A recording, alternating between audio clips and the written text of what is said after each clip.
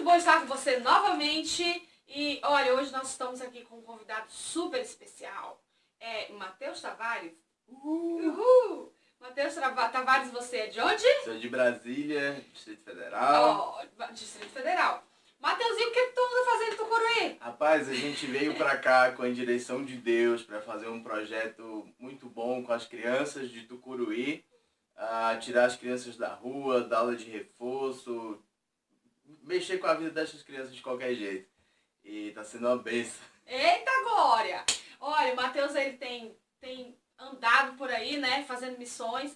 E assim, conte pra gente aí, tipo assim... A gente estava no evento que estava acontecendo em Brasília e a gente foi convidado para participar de um evento que ia fazer em Brasília e lá que ia ter pessoas de todos os cantos da terra.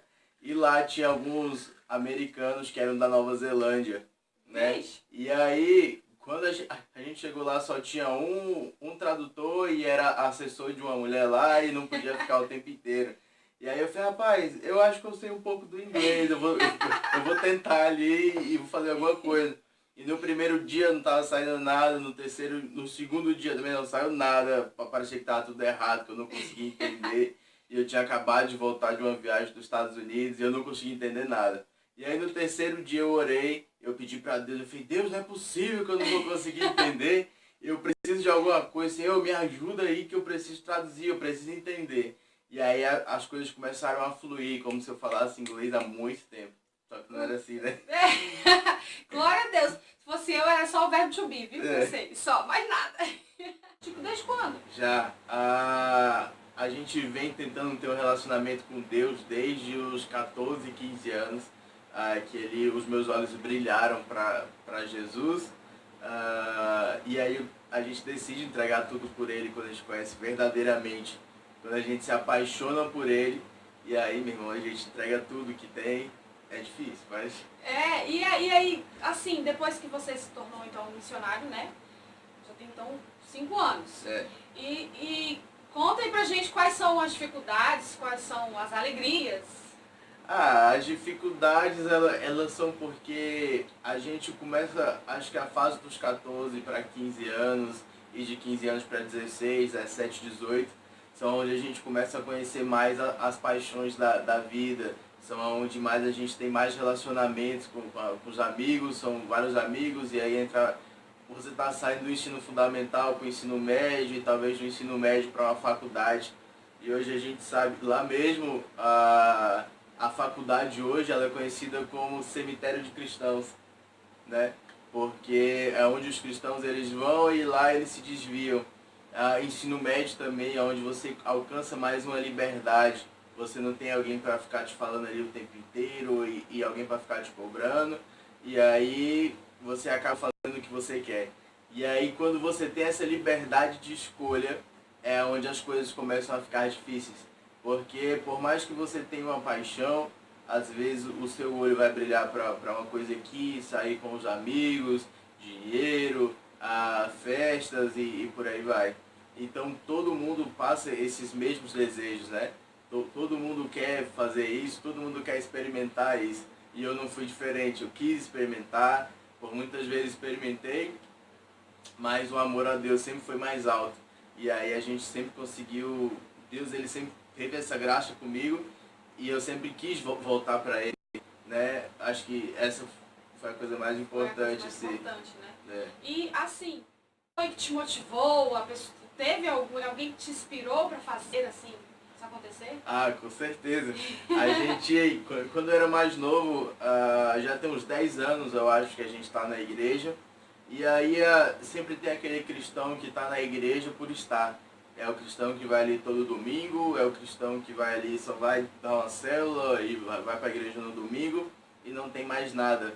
E dentro de mim, desde quando eu era mais novo, eu sempre sabia que existia algo a mais com Deus. Eu sempre soube que tinha algo a mais, algo muito mais além do que as pessoas falavam, né? E ali eu quis experimentar mais, só que eu não tinha direção, eu não tinha alguém que me inspirasse. E aí até que um dia, estava tendo um seminário na minha igreja em Brasília, E aí eu conheci um cara chamado Tom, né? O pastor Tom Sampaio. O carequinha, né? O que sorriu o tempo né? todo. Xaracatá. E ali eu via ele pregando e eu falava bem assim, Deus, mas é tão mais profundo o lugar que a gente pode chegar, para onde a gente pode ir, é muito mais profundo, ainda tem mais coisas. E aí o Tom veio e aí depois eu fiquei orando, aí onde a gente começa a orar, a gente começa a buscar mais. Ele tinha me ensinado ele tinha ensinado para a igreja algumas coisas sobre palavras de conhecimento, sobre orar pelas pessoas, as pessoas serem curadas. Só que aí a gente tinha um medo disso, né? E aí depois eu fiquei orando, eu falei, Deus, esse cara precisa voltar de novo aqui na igreja, eu preciso conhecer ele, e como é que a gente vai fazer? E aí depois no carnaval, tava tendo um congresso de jovens lá, e aí veio não só o Tom, mas veio uma galera dos Estados Unidos pra cá. O nome dele era David Duell, o nome desse pastor, e eu via ele fazendo coisas extraordinárias. Eu via milagres acontecendo, eu via pessoas sendo batizadas com o Espírito Santo, eu via pessoas falando em línguas, pessoas sendo curadas, coisas loucas acontecendo. E aí eu dentro de mim falei, cara, existe um rio muito maior, do que o que as pessoas falam. E aí nesse dia eu orei, eu falei, Deus, eu só quero viver pra Ti, eu só entrego a minha vida pro Senhor se eu for viver as mesmas coisas que esses caras vivem.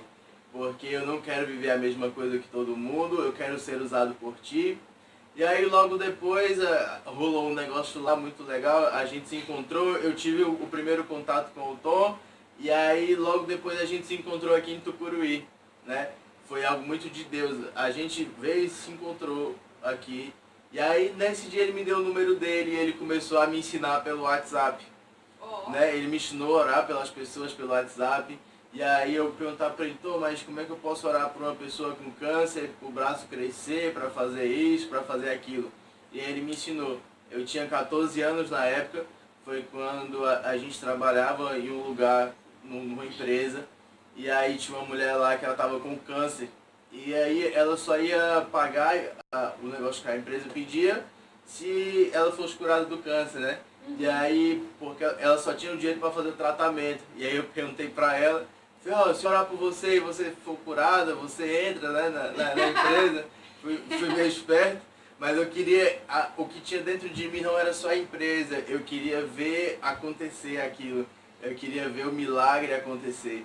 E aí eu perguntei para ela ali, aí eu orei por ela, passou, papai, eu falei, bicho, nada vai acontecer, né? Eu falei, Aí passaram-se 2 semanas e logo depois dessas 2 semanas alguém entrou em contato com ela e ela realmente falou que tinha sido curada, ela foi fazer os exames e aí, meu irmão, foi coisa de louco, né? A gente fica, caramba, de Jesus, foi muito doido. Então essa foi a minha inspiração maior, foi essa.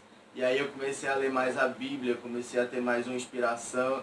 E mesmo vendo esses caras, eu sabia que Deus tinha algo muito maior, que eu podia chegar muito mais profundo ainda, sabe? Que tinha algo muito maior, tinha uma intimidade muito maior, tinha um rio muito maior para ser nadado, né? E é isso. Pois é, e olha só, eu lembro da pregação do pastor Tom em Tucuruí, sobre uma pregação que ele falou sobre a comparação do ser humano com as pulgas.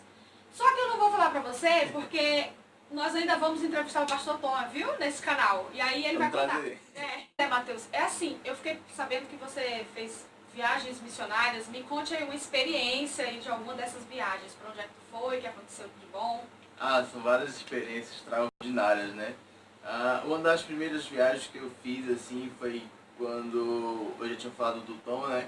Então, uma das primeiras viagens missionárias que eu fiz foi quando ele me chamou para viajar com ele, né? E aí a gente viajou e foi a primeira vez ali que eu tive contato com o púlpito, que eu preguei a primeira vez, que eu tive a experiência de estar ali e mostrar o amor que eu sentia para as pessoas, de fazer coisas, né? E aí aconteceram várias coisas extraordinárias.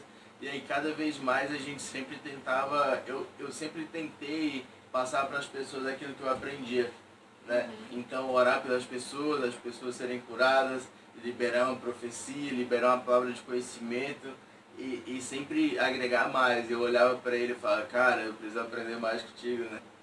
E outra viagem muito legal também foi que a gente fez agora, foi de dezembro, janeiro e voltamos em fevereiro. A gente foi lá para os Estados Unidos, lá no Havaí, né? A gente fez um grupo, eu fui convidado para participar deste grupo e aí eu levei uns amigos comigo.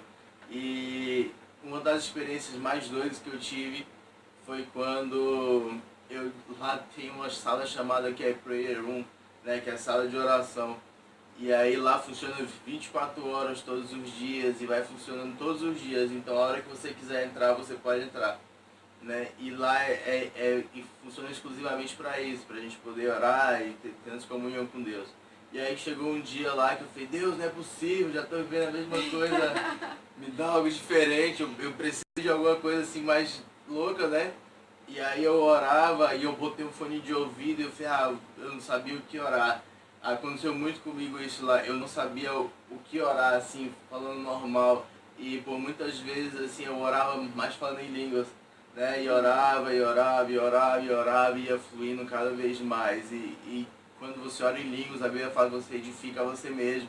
Então, por mais que às vezes eu não soubesse o que eu estava falando, eu estava me edificando, eu estava sendo cada vez mais cheio. E aí eu botei um rock gospel lá e eu falei, Deus, eu quero algo diferente, bora aí, vamos pra cima. Só parece meu filho. E aí botei um fone de ouvido e ficava andando na sala e falando em línguas, e aí chegou uma hora lá, depois de 1 hora e pouca de oração, eu já tava quase desistindo já, eu falei, Deus não quer falar comigo hoje, né? Às vezes a gente sente assim, parece que ele tá falando com a parede, né? E aí eu escutei uma voz, foi uma voz audível, não foi um sentimento, não foi nada. Eu escutei uma voz no meu ouvido falando bem assim, você quer mais coisas? Você está preparado para escutar? Eu falei, claro que eu quero, você tá achando que eu tô aqui, por quê? Por que você tá achando que eu tô aqui, né? E aí eu falando dentro de mim assim, aí a gente começou uma longa conversa. E aí ele falou pra mim, fica de joelhos. E aí eu ajoelhei, na hora que eu ajoelhei eu senti ele chegando, e aí ele me dava um abraço assim, de lado. E aí ele começou a me contar umas coisas. Aí foi muito... Eita, show, né? E aí dentro da gente a gente fica em dúvida, né? E eu falei bem assim, aí na hora tinha uns amigos que estavam comigo, e aí eu falei, bicho, eu preciso de uma Bíblia, esse negócio que está acontecendo comigo é muito doido, eu preciso de uma confirmação bíblica. E aí eu falei, Deus, mas caraca, aí a gente pede e a gente mesmo não acredita.